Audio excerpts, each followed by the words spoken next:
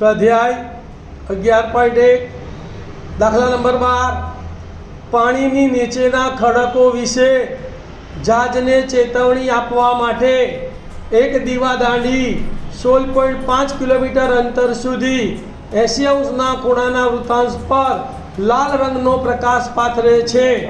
સમુદ્રના જેટલા ક્ષેત્રફળ પર જહાજને ચેતવણી અપાતી હોય તે શોધો.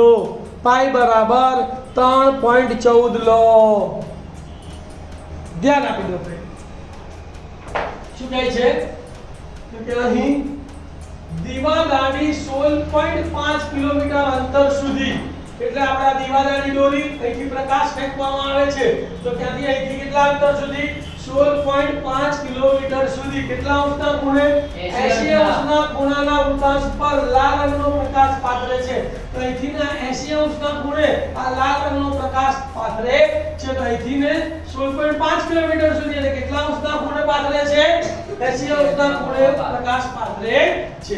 તો આપણે વૃત્તાંશની ત્રિજ્યા પણ મળી ગઈ, વૃત્તાંશનો ખૂણો પણ મળી ગયો. તો દાખલો આપણે ગણતા આવડે કે ના આવડે? ખાલી ગુણાકાર જ કરવાના છે. તો વૃત્તાંશની ત્રિજ્યા r બરાબર કેટલી થશે 16.5 કિલોમીટર. ગુજરાતીમાં લખી નાખો 16.5 કિલોમીટર. થીટા કેટલો છે 80° અને પાઈ બરાબર કેટલા આપેલા છે 3.14 આપેલ છે.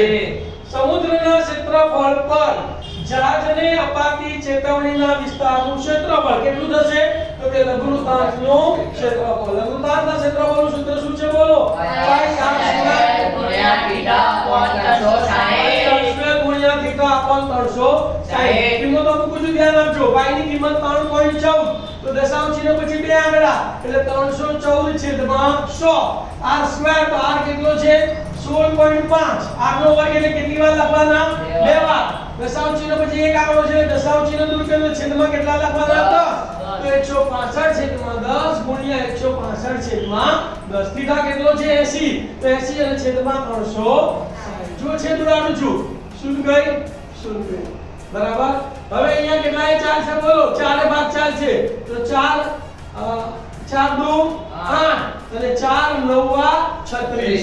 4 2 8 અને 4 9 36. હવે ત્રણ 6 5 11 ને 12 ને 3 વડે ભાગી શકાય ને? 165 ને પણ 3 વડે ભાગી શકાય. અહીંયા આવશે 3 તરી 9 તો અહીંયા 3 પંચા 15.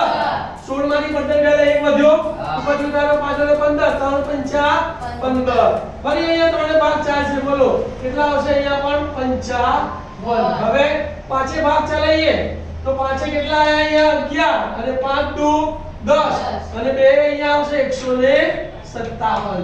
તો કેટલા વધ્યા 157. અથવા આ બે ને આને લેવા દઈએ.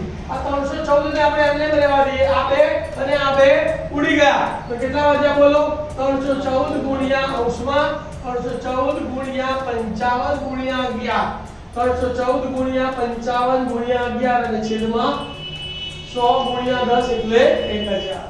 પહેલા 314 ગુણ્યા 55 કરીએ તો 314 ગુણ્યા 55 તો એકમની 5 ચોક 20 ની શૂન્ય વધી પડી 5 એકા 7 ને 2 7 ના 7 5 તરી 15 ના 15. ફરી 5 વડે ગુણવાના છે આ જવાબ આવશે. તો એક આંકડો છોડીને 157 0 લખી નાખવાના. બરાબર. 0 ના 0 7 વત્તા 0 એટલે 7. 5 ને 7 12 નો બગડો વધી પડી 1 5 ને 1 6 ને 1 7 1 ના 1. હવે એને કેટલા વડે ગુણવાના બાકી રહ્યા? 11 વડે. 11 એકનો ગણ્યો આવડે ને આપણને? તો 11 ગુણ્યા 0 એટલે 0. 11 સિત્તા 77 નો સાતડો વધી પડી 7. 11 2 22 ને 7 29 નો નવડો વધી પડી 2. 11 સિત્તા 77 ને 2 79 નો નવડો વધી પડી 7. 11 એકા 11 11 ને 7 18 કેટલા આયા? 1,89,970. 1,89,970 છેદમાં 1000. શૂન્ય શૂન્ય ઉડી ગઈ. છેદમાં કેટલા મીંડા છે? 2. તો બે આંકડા પછી દશાંશ ચિહ્ન મૂકવાનું, ડાબી બાજુ ખસવાનું. દશાંશ ચિહ્ન ના આપ્યું એટલે ક્યાં ગણવાનું? છેલ્લે. તો અહીંયા 1 અને 1 2 અને દશાંશ ચિહ્ન અહીંયા આવશે ને તો કેટલો જવાબ થશે? 189.97 કિલોમીટરનો વર્ગ. ખ્યાલ આવી ગયો?